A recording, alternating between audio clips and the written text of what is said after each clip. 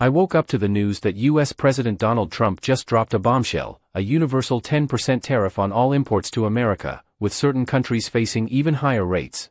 For those of us in Jamaica, this might seem like just another political move, but trust me, this one will hit us where it hurts, the pocket. What does this mean for Jamaica? Jamaica already has a major trade deficit with the US, meaning we buy way more from them than we sell. Now, the cost of Jamaican goods exported to America just got more expensive. Companies selling Jamaican rum, coffee, seafood, and other exports to US buyers will have to pay extra, meaning they might increase prices just to stay afloat. For Jamaicans living abroad, especially in the US, this could make beloved local products more expensive. If you regularly buy Jamaican-made items, seasoning, patties, fresh produce, it's time to brace yourself for higher price tags at your favorite West Indian store. Jamaica exports hundreds of millions of dollars worth of goods to the US every year: bauxite, coffee, rum, sauces, canned ackee, you name it.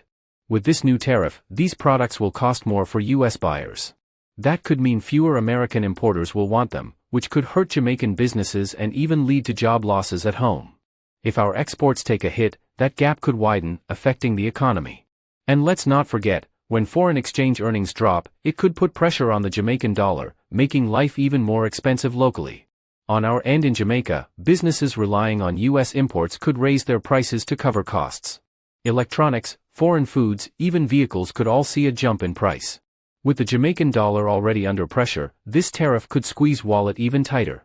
So, what's next? Jamaica might respond by strengthening trade deals with other countries, or pushing a Buy Jamaican, Grow Jamaican movement to encourage self-sufficiency. But realistically, we'll feel the pressure until businesses and consumers adjust. Is this a wake-up call for Jamaica to rely less on US trade? Only time will tell. One thing's for sure, just know that this tariff is not just about America first, it's making things harder for Jamaica and the diaspora that still loves a taste of home. Trump's Liberation Day might not feel like freedom for the average consumer.